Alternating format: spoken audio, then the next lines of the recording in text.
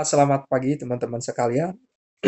Pada kesempatan ini kita akan membahas mengenai Marcel Mauss, seorang pemikir dari Prancis. Sulit bagi kita untuk meremehkan peran intelektual Marcel Mauss. Setidaknya dalam dua generasi pemikir Prancis, dimulai dari Bataille, Dumézil, dan Lévi-Strauss. Mauss juga menjadi sumber rujukan penting bagi suatu generasi baru yang mencakupi Bourdieu, Baudrillard, dan Derrida, juga Foucault. Bila teori Mauss tentang hadiah dan ciri pertukaran di dalam masyarakat yang disebut sebagai masyarakat kuno sering menjadi bahan pemikiran para tokoh yang mendapatkan inspirasinya dari strukturalisme seperti Levi-Strauss, eh, utang para tokoh lainnya seperti Bourdieu dan Foucault pada pemikiran Mauss lebih banyak terkait dengan teknik tentang tubuh. Habitus adalah sebuah istilah yang dikemukakan pertama kali oleh Mauss sebelum mendapatkan makna baru dari Bourdieu. Selain itu, pengertian Foucault tentang suatu teknologi tubuh dengan mudah bisa diturunkan dari pandangan Mauss bahwa teknik-teknik ragawi yang efektif adalah suatu teknik tanpa peralatan. Teknik-teknik ragawi yang efektif adalah suatu teknik tanpa peralatan. Istilah bahasa Prancis teknik mengarah ke teknologi bukan hanya bersifat teknis. Oleh sebab itu, suatu teknik tentang raga berarti suatu teknologi selama ia bisa dipindahkan dalam wilayah-wilayah kegiatan dan agar ia bisa dilakukan, maka paling tidak ia harus sedikit diobjekkan, itu diformalkan. Mauss yang adalah kemenakan dari murid Emile Durkheim lahir di Epinal pada tahun 1872 dan meninggal di Paris pada tahun 1950. Seperti pamannya, ia berkembang di dalam suasana Yahudi Ortodok. Pada tahun 1895, ia berada di urutan ketiga saat mendapat aggregation dalam bidang filsafat, dan sesudahnya ia belajar bahasa Yunani, Latin, Yahudi, dan Iran kuno di École Fractis des Hautes Études. Pada tahun 1902, Mauss menjadi Maître Assistant di École Fractique des Hautes Études. Bagian kelima, ia mengajar sejarah agama-agama masyarakat yang kurang beradab. Saat Perang Dunia Pertama pecah, Mauss menjadi sukarelawan dan bertugas sebagai juru bahasa dalam tentara Inggris, dan kemudian ia mendapatkan 2 penghargaan dan 2 medali karena keberaniannya. Pengalamannya dalam dinas ketentaraan memberi Mauss kesempatan untuk mempelajari berbagai teknik ragawi yang bisa diamati pada tentara-tentara Inggris, Australia, dan Prancis. Kemudian, dalam tulisannya tentang teknik ragawi, Mauss menunjukkan kemampuan para serdadu Australia untuk mencangkung saat mereka beristirahat, sedangkan ia sebagai seorang Prancis tetap berdiri terus, karena seperti kebanyakan orang Eropa lainnya, ia tidak memiliki kemampuan seperti ini. Tidak seperti pamannya, Mauss lebih menyerupai seorang bohemian dengan aspirasi sosial. Ia mengumpulkan karya-karya yang unik, menyukai karya Debussy, dan Picasso, dan selalu terbuka terhadap cara-cara pemahaman baru tentang bentuk-bentuk sosial dan kultural. Pada tahun 1925, Mauss mendirikan institut di etnologi, dan pada tahun 1930 ia diangkat menjadi anggota Collège de France sampai masa pensiunnya pada tahun 1940 bersama dengan Huber. Pada tahun 1899, Mauss menerbitkan Sacrifice, Its Nature and Function. Walaupun begitu, kemasyhuran dan pengaruh Mauss lebih banyak datang dari artikel-artikel yang terbit dalam jurnal sosiologis Durkheimian. Aneh sosiologi bukan dari monograf manapun. Ia juga sangat dihormati dan merupakan seorang guru yang sangat mendalami tugasnya. Menurut George Dumézil yang tidak terlalu lama berjumpa dengan guru Mauss yaitu Durkheim, Mauss jarang mempersiapkan kuliah-kuliahnya, tapi ia memiliki cita rasa tentang universal dan didukung oleh pengetahuan yang hampir tak terbatas. Sebagian karya Claude Lévi-Strauss Introduction to the World of Marcel Mauss, maka karya Mauss yang paling terkenal adalah Essai sur le Don Type. Pertama kali diterbitkan dalam Année Sociologie volume tahun 1923-1924. Meskipun tampaknya karya mengenai hadiah itu bisa dibedakan dari suatu komoditas yang menjadi dasar pertarungan di dalam ekonomi uang. Hal ini tidak menuntut balasan. Menurut Mauss, sebenarnya hadiah ini menghadirkan atau menyiratkan 3 macam kewajiban: memberi, menerima, membalas. Oleh sebab itu, berdasarkan berbagai etnografi dari sejumlah besar masyarakat, tetapi secara khusus etnografi yang menggambarkan Fotlah di Amerika, Kula di Pasifik, dan Howe di Selandia Baru, Mauss menunjukkan bahwa hadiah itu sebenarnya merupakan dasar kehidupan sosial, sehingga menghasilkan bentuk-bentuk perilaku yang begitu diperhalus dan terdiferensiasi. Oleh sebab itu, hadiah tidak pernah menjadi suatu pertukaran barang secara sederhana. Di sini terdapat harga diri dan pemakaian bahas waktu yang khusus. Ini merupakan suatu mekanisme yang menyentuh setiap aspek kehidupan dan memberi jaminan tentang perputaran manusia dan barang, para wanita atau barang. Oleh sebab itu, pertukaran ini bisa dilihat dalam perkawinan, festival, upacara keagamaan, upacara militer, tari-tarian pesta pasar malam, dan sebagainya. Bahkan bila pertukaran ini secara eksklusif berhubungan dengan barang-barang tertentu saja, harus tetap diingat bahwa semua objek ini bukan hanya benda mati.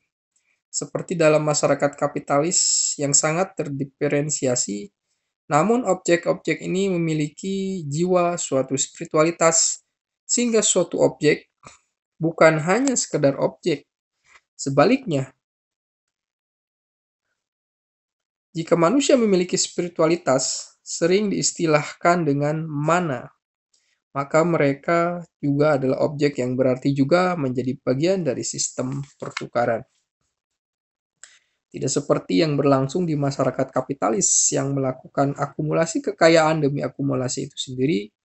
Masyarakat hadiah dicirikan dengan adanya pengeluaran, pemberian, dan didapatnya prestise. Sebagai contoh, inti dari Fotlah di Amerika adalah kewajiban untuk memberi.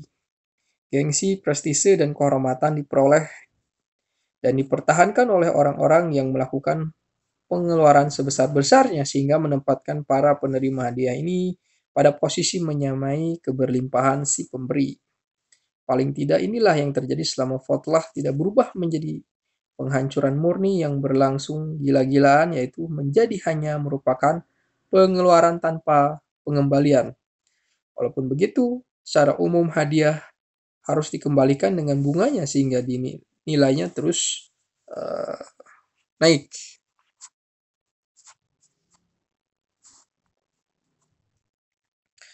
Sehubungan dengan bentuk barang yang dipertukarkan di dalam sistem pemberian hadiah adalah salah bila diandaikan bahwa kesemuanya ini hanya terbatas pada bahan-bahan material. Sebenarnya Mauss menunjukkan suatu hal penting: hampir semua hal, jasa, kenikmatan seksual, festival, tari-tarian, dan sebagainya bisa masuk ke dalam sistem ini. Kelompok atau individu yang tidak ikut serta dalam kewajiban yang dibentuk oleh sistem penghadiahan ini beresiko untuk diperangi. Menurut Mauss, Bila suatu masyarakat kapitalis tidak terstruktur menurut suatu kewajiban sosial umum dan terkait dengan penghadiahan, maka masuk akal jika dikatakan berdasarkan bukti-bukti sejarah bahwa pada awalnya sistem hukum dan ekonomi barat muncul dari lembaga-lembaga yang mirip dengan yang dinominasi oleh penghadiahan. Kemudian di dalam masyarakat kapitalis modern berkembanglah suatu sikap yang penuh perhitungan dan impersonal, di mana pengertian tentang kesetaraan dalam bidang keuangan menggantikan kewajiban moral dan pertarungan untuk mendapatkan keutuhan, kepenuhan, prestise dalam penghadiahan.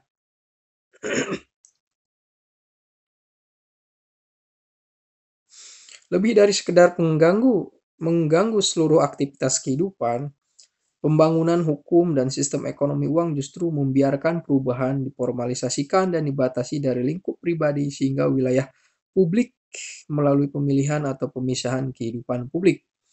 Paus menyimpulkan telahnya dengan membuat rangkuman dari beberapa hal pokok. Pertama, sistem penghadiahan masih ada dalam masyarakat kita sendiri, tetapi sudah dalam bentuk yang sangat reduksi. Peristiwa-peristiwa religius yang istimewa, perkawinan, dan hari kelahiran masih tetap membangkitkan semangat pemberian hadiah dan semangat resiprok dengan prinsip. Kita harus mengembalikan lebih besar daripada yang kita terima. Ketidakmampuan membalas mengakibatkan si penerima berada dalam posisi yang lebih rendah dari di hadapan si pemberi. Kemudian yang menjadi pertanyaan, apakah kesejahteraan sosial dan kedermawanan harus diartikan dalam pengertian ini? Hal ini karena bila yang menjadi masalah adalah unsur tukar-menukar dan harga diri. Kegiatan berderma pun didukung oleh motif utilitarian yang tidak terdapat pada peristiwa pertukaran hadiah. Walaupun begitu, masyarakat yang seluruh struktur sosialnya didasarkan pada peristiwa penghadiahan tidak memberikan tempat bagi hal-hal yang tidak bisa dipertukarkan. Manusia juga menjadi bagian dari sistem pertukaran ini. Hal ini adalah suatu pengertian tentang pertukaran yang harus jelas dipisahkan dari motif-motif utilitarian. Lebih dari sekedar pertukaran ekonomi dalam masyarakat yang sangat terdiferensiasi dengan suatu pembedaan jelas antara wilayah publik dan lingkup pribadi. Hadiah justru menjadi tujuan bagi dirinya sendiri, karena bagaimanapun hal itu sebenarnya merupakan mana masalah seseorang, masalah mana seseorang atau kualitas prestise yang tidak terdefinisi. Hal ini tidak terpisahkan dari tindakan memberi itu sendiri. Memberi adalah menunjukkan superioritas seseorang karena hal ini menjiwai struktur sosial dan tentu setiap wajah kehidupan. Hadiah ini merupakan contoh dari yang disebut oleh Marshall Mouse sebagai fakta sosial total. Dengan demikian, walaupun berlangsung dalam tingkatan pribadi atau kelompok, secara par excellence, pertukaran hadiah ini merupakan suatu fakta sosial. Peruntungan para individu dan kelompok sangat penting, sangat terkait dengan peruntungan masyarakat secara keseluruhan. Oleh sebab itu, untuk bisa memahami implikasi dan pentingnya tindakan pemberian hadiah secara pribadi, perlu dipahami bentuk seluruh struktur sosial yang ada. Struktur segitiga penghadiahan yang mengisyaratkan pemberian hadiah, penerimaan, dan tindakan balasan jelas mengungkapkan gagasan tentang fakta sosial total.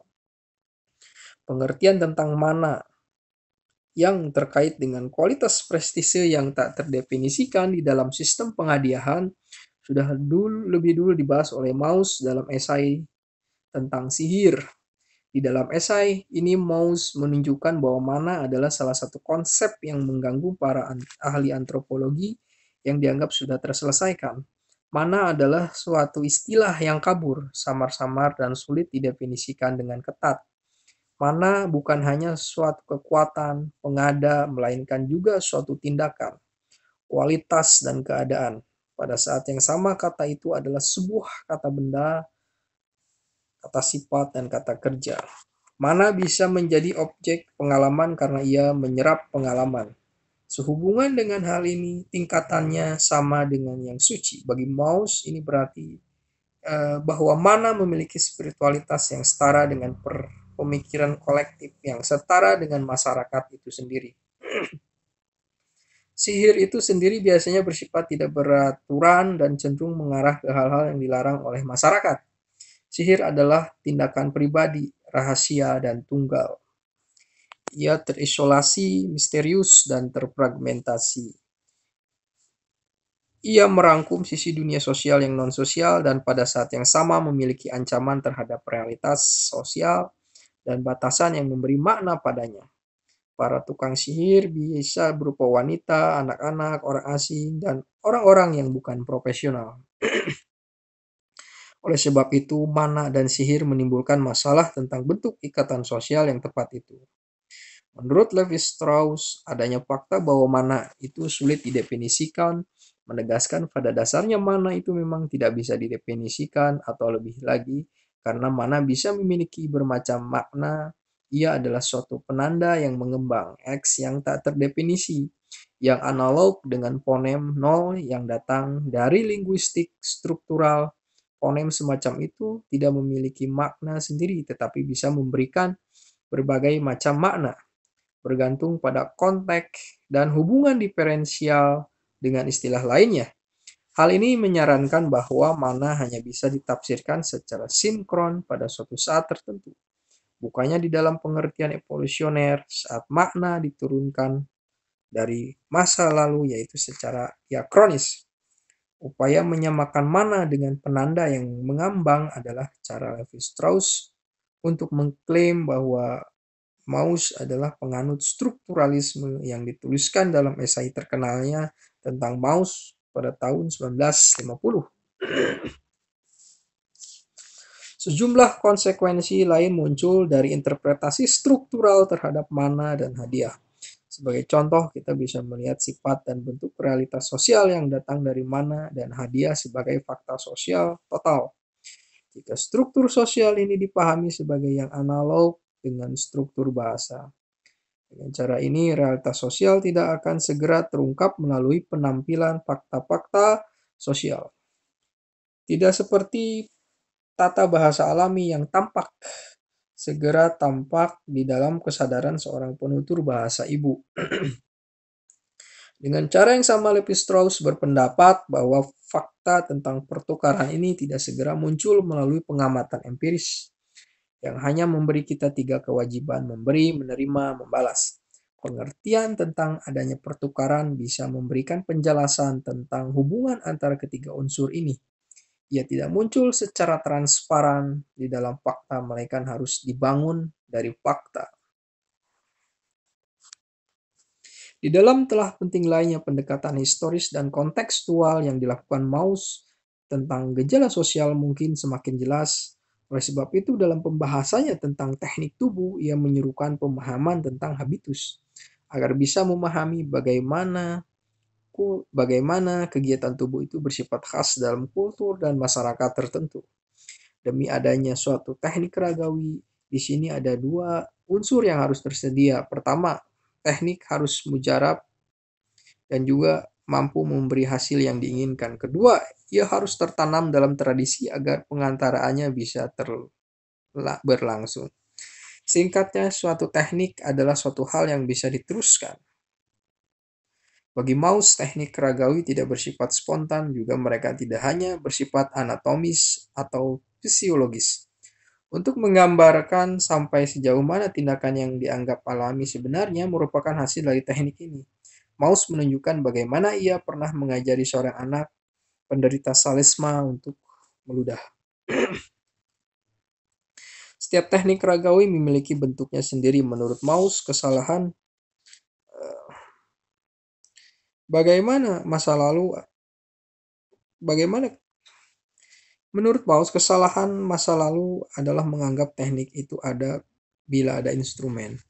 Secara efektif, teknik ragawi ini seperti teknologi tanpa peralatan. Kerangka kerja suatu teknik memungkinkan seorang memberikan penjelasan tentang pentingnya berbagai macam tindakan kecil-kecil yang dilakukan setiap individu dalam kehidupan mereka sehari-hari. Teknik memasukkan semua contoh dianggap sudah ada dengan sendirinya ke dalam suatu kerja keras penjelas sehingga mereka tidak bisa lagi dianggap datang tanpa diundang dan hasil dari kebetulan murni saja. Konsep Michel Foucault tentang teknik diri tampak jelas terilhami dari pandangan Mauss. Secara khusus, keterkaitan dengan Mauss kelihatan dalam bukti pemahaman kontemporer tentang praktek saat kita ingat bahwa ia membedakan kategori-kategori spesifik perilaku dari teknik ragawi, dari yang disebut sebagai tindakan mekanis, suatu bentuk fisiko-kimiawi. Di sini ada juga tindakan tradisional dan berpengaruh dan yang ada di dalam agama, tindakan simbolik, tindakan yuridis, segala tindakan yang terkait dengan kehidupan komunal, tindakan moral, dengan kata lain, semua tindakan yang menurut Mauss tidak bisa direduksikan ke dalam peristiwa ragawi belaka. Walaupun begitu, pemikiran modern Foucault, Bourdieu, Althusser mempertanyakan pertentangan antara tindakan simbolik yang dilakukan secara sadar diri dan suatu teknik fisik. Sebenarnya dengan mengikuti ungkapan Pascal tentang sikap beriman, berlututlah, deraskanlah doa, dan kamu pun akan percaya. Klaimnya bahwa tindakan yang paling bersifat simbolik sekalipun sangat terkait dengan suatu teknik fisik, bahkan sampai pada titik di mana teknik ini dianggap mendahului makna simboliknya. Selain itu, seolah untuk membenarkan bahwa ia sendiri meragukan keabsahan upaya pemisahan aspek simbolik dengan aspek fisik. Mauss menyimpulkan renungannya tentang teknik ragawi dengan mengatakan bahwa saya yakin bahwa persis di dasar semua keadaan mistik kita ada teknik-teknik ragawi yang belum pernah dipelajari, tetapi sudah dipelajari dengan mendalam di India dan Cina, bahkan di masa-masa lalu. Menurut saya, ada cara-cara yang niscaya bersifat biologis dalam upaya untuk masuk ke komunikasi dengan Tuhan. Namun boleh diulang di sini, Mauss merupakan sumber yang kurang banyak diketahui dalam kaitan dengan aspek pemikiran kontemporer tentang tubuh. Akhirnya kita menyitir Levi-Strauss yang mengatakan bahwa Mauss, bahkan lebih daripada Durkheim, menunjukkan bahwa individualitas meskipun tidak bisa direduksikan menjadi sosialitas selalu memiliki ekspresi dan dimensi sosial. Singkatnya, karena fakta-fakta sosial selalu hanya muncul pada para individu, maka keberadaan masyarakat dalam individu sama dengan atau bahkan lebih daripada keberadaan individu dalam masyarakat.